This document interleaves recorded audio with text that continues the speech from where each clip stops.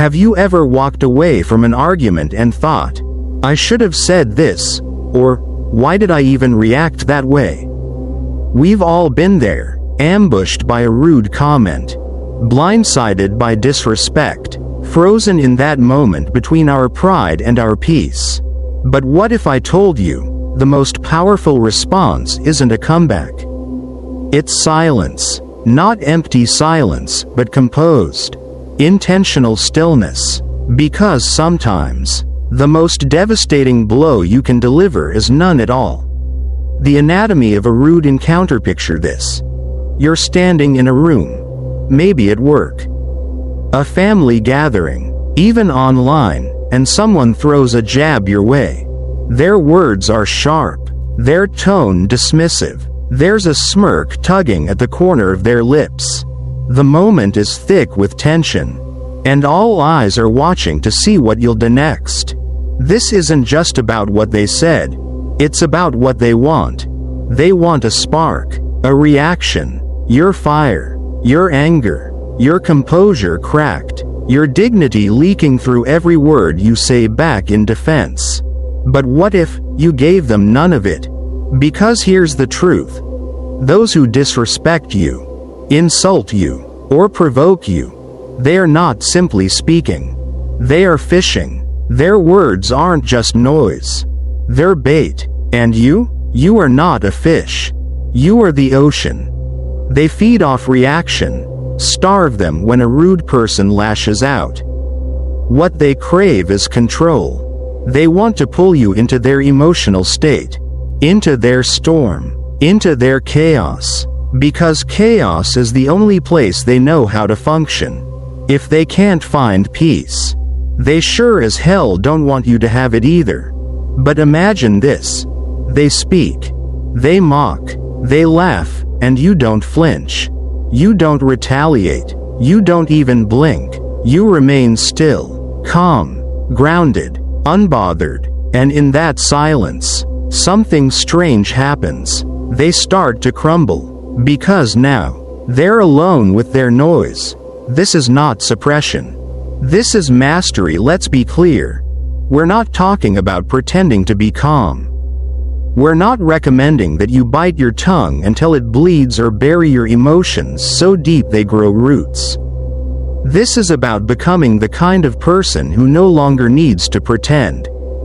It's about cultivating an inner fortress so unshakable that the petty insults of others echo off your walls and return to them unanswered. It's not arrogance. It's not passivity. It's self-respect wrapped in discipline. What happens when you don't bite the hook? Let's reframe the dynamic. They insult. You breathe. They escalate. You observe. They try harder. You remain still. Eventually, the spotlight turns. Others start noticing. The one yelling seems unhinged. The one silent seems composed. The balance of power shifts, not through force, but through restraint. This is power in its purest form. Lesson 1. Their rudeness reveals them, not you. Epictetus once said, "If anyone tells you that a certain person speaks ill of you, do not make excuses about what is said of you. Instead, answer, he does not know the rest of my faults, else he would not have mentioned only these." Read that again. A rude person tries to expose you, but in truth, they expose themselves. Their disrespect doesn't point to your flaws, it highlights their insecurity, their lack of grace, their desperate need to dominate. They reveal their character in real time. And you simply reveal your strength by not stepping into their mess. Rudeness is not power. It's a symptom of loss of control, loss of emotional balance, loss of inner peace. So when someone throws verbal punches your way, remember, they aren't aiming at you. They're reaching for a life raft in the storm of their own instability. Don't jump in to save them. Let them flail. Let them tire themselves out. You've got nothing to prove. You are not a mirror. You are a mountain. It's tempting to think we have to clap back, that not responding makes us weak. But the opposite is true. Reactivity is weakness in disguise. Reactivity is giving someone else the remote control to your emotions. Let them throw their insults. Let their words bounce off you like pebbles off stone. Because what can break a man who doesn't bend? What can wound a man who doesn't open the door? They want to pull you into their emotional state, but what happens when you remain in yours? What happens when your stillness, your unshakable sense of self, becomes the loudest response in the room? You don't need to raise your voice. You just need to raise your standard. Lesson 2. Don't interrupt a fool. Let silence do the work. Zeno of Citium, founder of Stoicism, once said, "Better to trip with the feet than with the tongue." Let that sink in. We stumble all the time, literally and figuratively. But when we stumble with our words, we often pay a much higher price, especially when the words come from a place of ego, pride, or impulsive anger. So what do you do when a fool speaks? You let them. You give them the stage. You let them reveal the full extent of their ignorance. You don't interrupt. You don't outshout. You don't try to match their nonsense. Because silence has its own kind of humiliation. It's the kind of humiliation that comes not from being beaten, but from being ignored. And to a fool, being ignored is unbearable. The wisdom of not defending yourself. Here's the paradox. When you feel you must defend yourself, you validate their attack. You confirm that their words hit a target. But when you don't respond, when you stay composed, you take away their weapon entirely.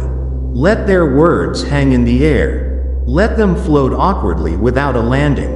Let others hear it and form their own opinions. Trust that your character speaks louder than your rebuttal ever could. Sometimes, the most powerful form of communication is none at all. You are a fortress, not a battlefield. There is a difference between being at peace and being passive. What we're cultivating here isn't submission, it's sovereignty. You're not losing by staying silent. You're winning by not allowing someone else to dictate your emotional state. Imagine a mountain. Wind howls around it. Rain beats against it. People climb it, curse it, try to conquer it, but the mountain doesn't flinch. It doesn't speak. It doesn't fight back. And yet, it remains still, silent, solid. Let rude people break themselves against you. Let them exhaust their energy trying to disturb your calm. Let them shout into the void and hear their own echo. Because you've already won. Long before the first insult was even thrown. This is the path of the unshakable. This isn't easy. It requires discipline. It demands emotional maturity. It means confronting your own ego, the part of you that wants to snap back, the part of you that wants to be right, the part of you that wants justice in the moment. But the Stoic doesn't chase justice in every moment. He lives in a way that justice finds him naturally. To walk the path of the unshakable means you must build a life where peace is your default setting, not rage, where silence is your strategy, not your surrender, where your greatest power lies not in how loud you speak, but in how deeply you understand yourself. A challenge for you next time someone disrespects you. Pause. Breathe. Don't speak. Don't explain. Don't justify. Just exist in your calm. Let them drown in their own volume while you float on the strength of your silence. You are not here to meet every challenge. You are not obligated to enter every argument. You don't owe anyone your rage, but you owe yourself your peace. And that is the truest form of strength. Now, let's take this further. Because leaving a rude person speechless is just the beginning. But what happens when you want to not only remain calm, but reverse the dynamic entirely? To turn their disrespect into your advantage? In the previous part, we explored the quiet power of not responding to insults, the strength in stillness, the dignity in silence. Now, let's go deeper, because the real mastery is not just in holding your tongue, but in holding your presence. This is how you strip power from those who try to provoke you, without ever lifting a finger or raising your voice. Better to trip with the feet than with the tongue. Zeno of Citium meets a mistake we all make at some point, letting our mouths move before our minds catch up. A careless word, a sharp retort, a moment of ego, and suddenly, we've said something we can't take back. But have you ever thought how much damage is caused not by the body, but by the tongue? Zeno's wisdom hits differently when you've lived through the embarrassment of speaking in anger.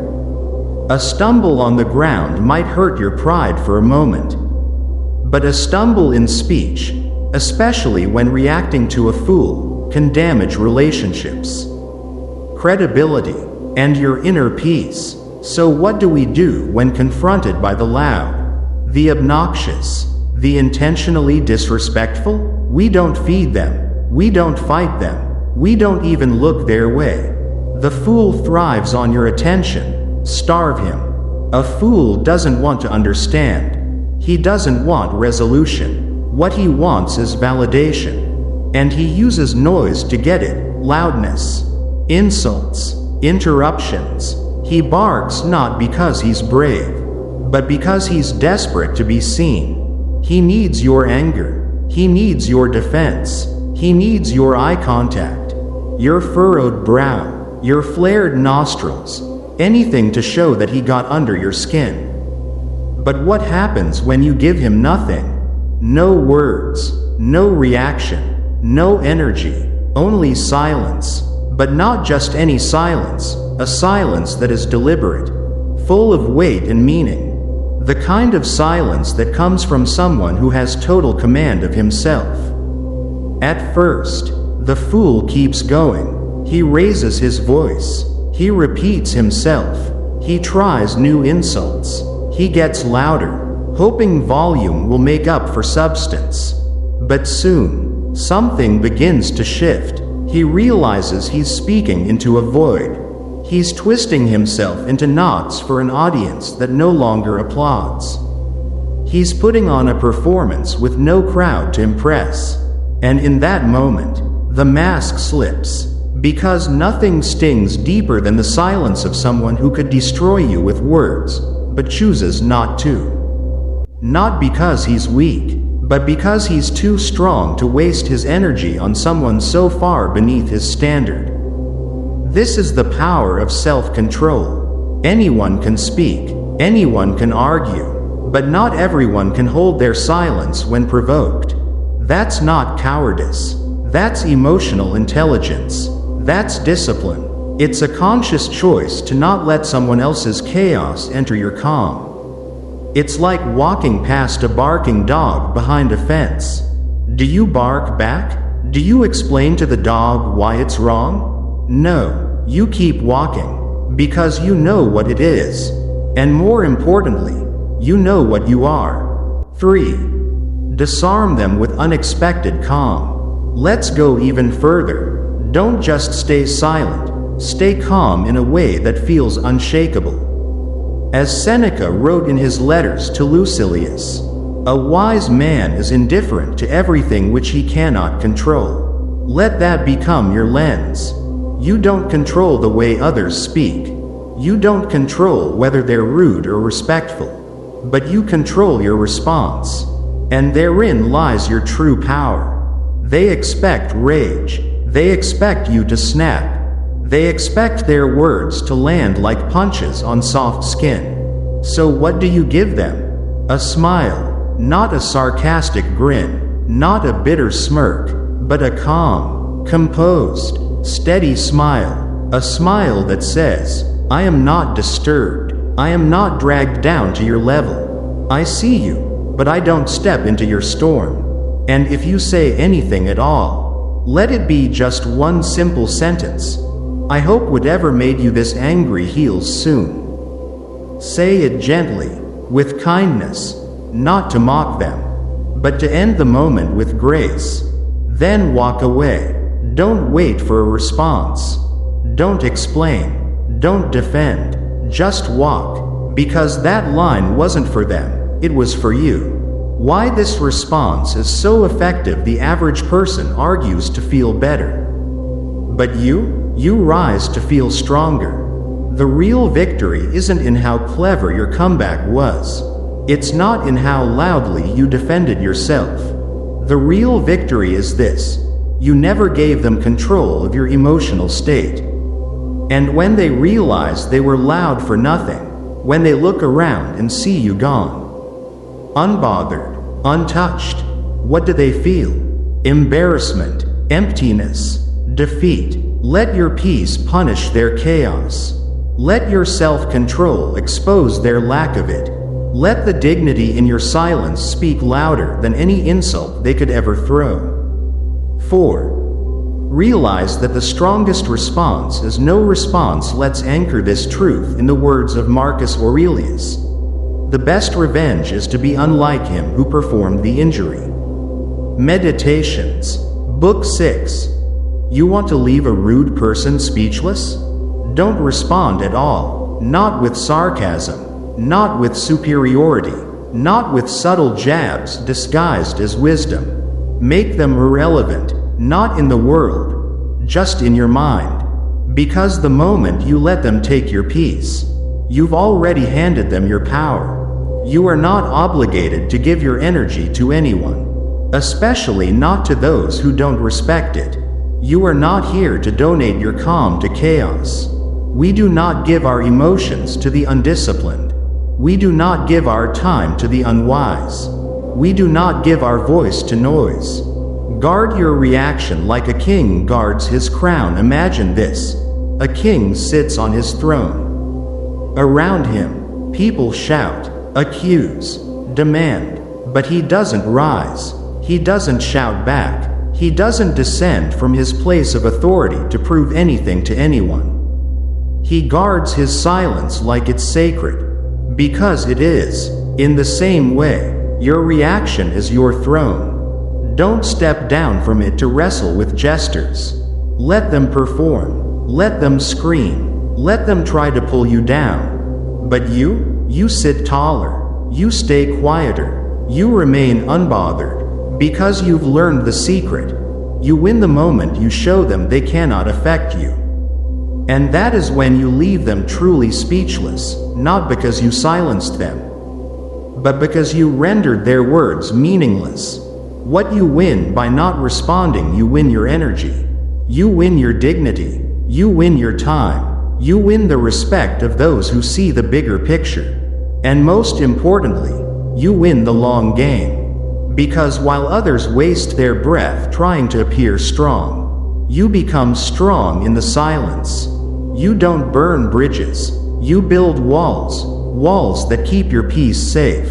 And from that fortress, you don't need to defend. You simply observe. A final thought: ask yourself, what kind of person do I want to be? Do I want to be the person who rises to every insult, exhausts themselves over every disagreement, and lets every rude comment pull me out of character? Or do I want to be someone so grounded, so inwardly strong, that nothing and no one can steal my peace without permission? You don't owe the world your reaction. You don't owe fools your fire.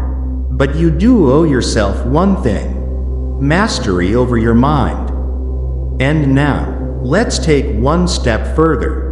Because there are moments when silence isn't enough, when a rude person doesn't just want attention, but seeks to damage your reputation, your boundaries, your energy. How do you maintain your power and protect your peace in those cases? As you saw before, there are people who constantly test your limits, not with power, but with petty words, disrespect, and trivial tactics. Yet you don't need to respond with noise. You don't need to shout to be heard. Choose to walk differently, steadily, calmly, and unshakably. And that disciplined silence? It becomes your most powerful response. 1. You always win, not with words, but by removing them from your world. True victory isn't about silencing them through argument. It's about no longer letting them exist within your mind. The moment you stop allowing them to influence your emotions, decisions, or direction, that's when you've won. Not because you beat them, but because they ceased to be part of the world you're building. Imagine walking down a peaceful path, a clear sky overhead, calmness in your mind, but there's someone on the roadside, shouting, criticizing, throwing stones. Do you stop to respond? Or do you keep walking, letting them fade in your rearview mirror? You don't need to argue. You just keep moving. Every step forward pushes them further from your mental space.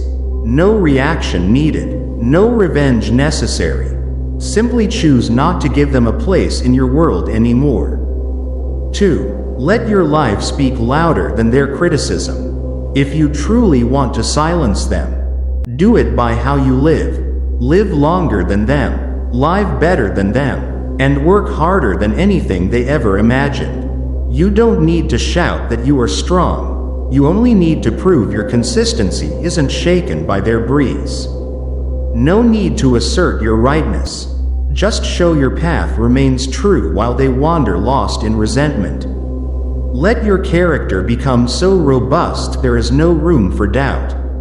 Let your composure be so deep no criticism can shake it. Let your disciplined routines become the foundation they can no longer cling to. People may doubt your words, but they cannot doubt the results built from your daily discipline. You don't need to argue back. Every steady step in your life's journey acts as your loudest statement. 3. Let your presence be a reminder of what they could never become. Some live resentfully because they see in you something they will never achieve, inner peace they don't understand, discipline they can't maintain, strength they've never possessed, and you don't have to do anything at all. Just exist, a calm presence, without shouting or showboating, but radiating an energy that makes others reflect on themselves. It silently reminds petty people of their own lack. Without you needing to say a word, you become the embodiment of a higher way of living, more noble, more profound, and free from petty ego. And in that silence, you make them uncomfortable in a way no sharp remark ever could. 4. As the Stoics taught, virtue is the only real good. Marcus Aurelius said, "The good man does not need to proclaim. It's enough for him to simply live rightly."